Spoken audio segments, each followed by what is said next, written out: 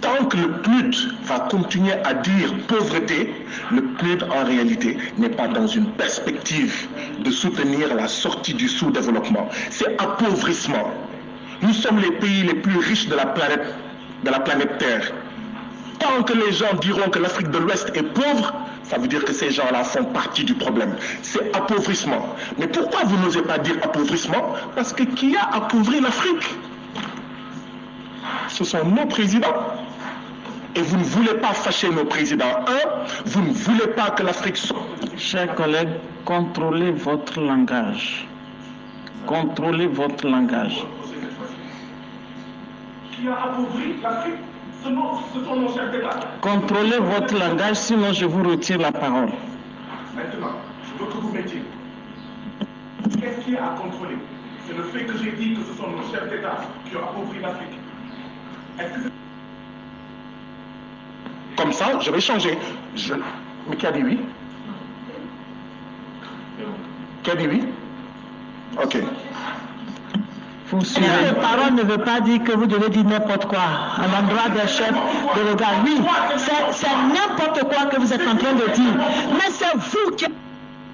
C'est plus n'importe quoi que qui que ce soit. Vous êtes n'importe quoi. Vous êtes n'importe quoi. Vous devez contrôler ce que vous avez à dire. Vous devez contrôler. Vous ne pouvez pas vous adresser au chef d'État. Ce ne sont pas vos amis. Vous ne pouvez pas vous adresser au chef d'État n'importe comment. Je ne suis pas d'accord. Nous avons l'obligation de la parlementaire tout droit. Vous ne pouvez pas vous adresser au chef d'État n'importe comment. Qu'est-ce que ça veut dire?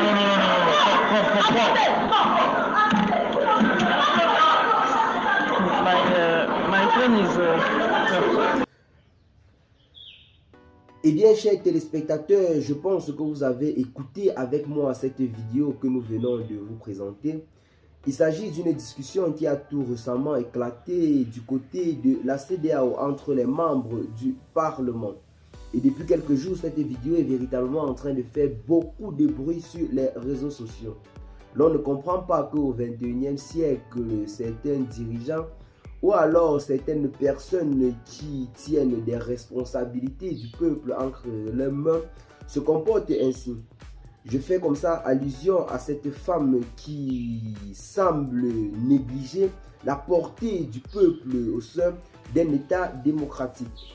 Celle-ci semble plutôt supporter ces dirigeants qui aujourd'hui font la honte de l'Afrique au détriment du peuple qui cherche à se réveiller pour devenir davantage souverain. Je ne pense pas que c'est cette Afrique que nous voulons pour nos enfants demain. Il est bien vrai que pour nous aujourd'hui nous avons quasiment perdu, mais il nous reste une seule chose. Il nous reste l'héritage que nous pouvons transmettre à la génération future. Et pour ceux qui ne le savent pas, pour tous ceux qui cherchent à travailler que pour eux sans penser à demain, sachez que la meilleure chose qu'un homme peut laisser sur la terre, c'est bel et bien son héritage. Je vais entendre certaines personnes dire que vaut mieux être un peureux vivant qu'un héros mort. Mais à tort, car sachant que le peureux finit toujours par mourir. Et les obsèques du peureux semblent être toujours Christ.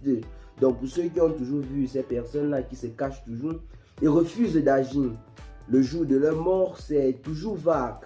Alors que mourir en héros comme des personnes telles que Thomas Sankara, Douala Mangabel, Mohamed Kadhafi, pour ne citer que ceux-ci, c'est quelque chose de plus historique. Car jusqu'à aujourd'hui, lorsque l'on prononce le nom de Thomas Sankara, l'on voit en lui un véritable révolutionnaire. Et pour ceux qui ne le savent pas, je vous rappelle que c'est grâce à ces personnes-là que nous avons ce semblant de liberté que nous vivons aujourd'hui. Parce qu'avant, l'on peut dire que tous nos États étaient gouvernés de façon anarchique. C'était quasiment de la dictature qui régnait. Et les contrats coloniaux que avaient signés nos premiers dirigeants, c'était véritablement des contrats pitoyables, car tous ces contrats étaient établis du côté de l'Europe et n'étaient soumis à nos dirigeants que pour signer. Et quand ceux-ci-là voyaient les sommes comme les 1 milliard, les 10 milliards, ils voyaient ça beaucoup, car c'était juste pour se partager entre eux et leur famille, sans se soucier du peuple. C'était véritablement très en quelque sorte critique et honteux. Mais aujourd'hui, grâce à ces pionniers que je viens de citer, Thomas Sankara, Mohamed Kadhafi, Douala Mangabel et bien d'autres, nous avons un semblant de liberté en quelque sorte en Afrique et les contrats semblent être un peu différents de ceux signés par nos premiers dirigeants. Quand je parle de nos premiers dirigeants, je parle de ces dirigeants-là qui ont pris le contrôle de nos États africains au lendemain de l'indépendance. Nous allons nous poser la question, quelle Afrique nous voulons véritablement pour nos enfants? Aujourd'hui, nous ne pouvons plus avoir la chance de voir cette Afrique briller car le combat est très très long.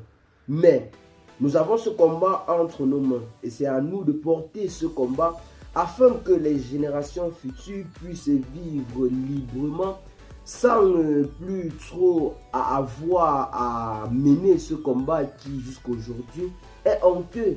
Parce que c'est honteux de voir les Africains aujourd'hui se battre pour leur propre liberté ou alors pour leur souveraineté. Revenons maintenant à cette vidéo. Nous avons cet homme qui parle clairement du problème de l'Afrique.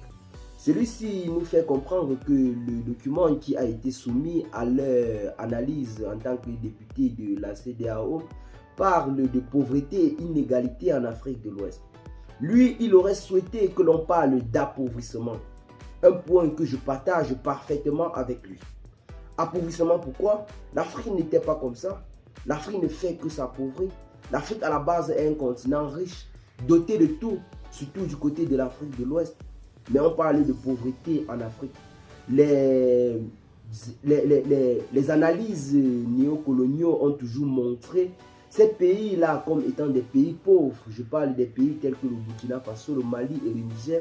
L'on nous a toujours parlé mal, ou bien alors de façon péjorative de ces pays.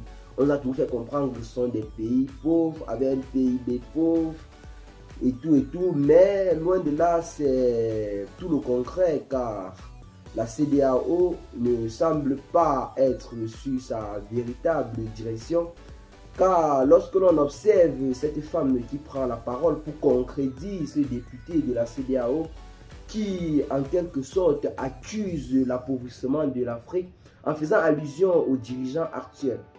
Nous ne pouvons pas nier le fait qu'en ce moment au sein de la CEDEAO, nous avons des dirigeants qui sont en train de porter très haut le drapeau de la France-Afrique et du néocolonialisme. Nous avons ces dirigeants-là qui ont déjà le cerveau acheté ou alors vendu à l'Occident. Et ce sont ces dirigeants-là qui assurent nos destins. Et cette femme semble clairement prendre la défense de ces dirigeants-là au détriment du peuple. Elle semble ignorer la portée ou alors la puissance du peuple dans un État démocratique. Parce que je ne vois pas la raison pour laquelle elle s'exprime de cette façon vis-à-vis des dirigeants. Pourquoi ça lui fait aussi mal qu'on parle des dirigeants qui appauvrissent l'Afrique? Je pense au fond de moi que cette femme ne peut pas être malienne, ni burkinabé, ni nigérienne. Elle doit certainement appartenir à d'autres pays de la CEDEAO. Car si on parle d'une telle chose au Mali, l'on voit clairement que les dirigeants maliens ou alors les dirigeants de l'AES en général se battent pour le peuple. Ce qui sort de leur bouche est en corrélation avec ce qui s'applique sur le terrain. Même si les moyens ne suffisent pas, même s'il y a encore des manquements dans plusieurs secteurs, dans l'avenir, c'est ce qui pourra réjouir les Africains. Et non ces dirigeants-là que l'on installe au sommet de nos États, qui pour se battre, pour remonter l'économie de leur pays, se penchent rapidement vers des bailleurs de fonds tels que le FMI et bien d'autres. Des organisations occidentales qui ont été mises sur pied pour davantage appauvrir les Africains. Car aussi longtemps que tu me dois, tu restes inférieur à moi. Ça, c'est quelque chose de très logique. Nous voyons tous ces dirigeants à la partie plaider, taper les mains auprès des bailleurs de fonds pour prêter de l'argent, pour venir soi-disant construire des routes.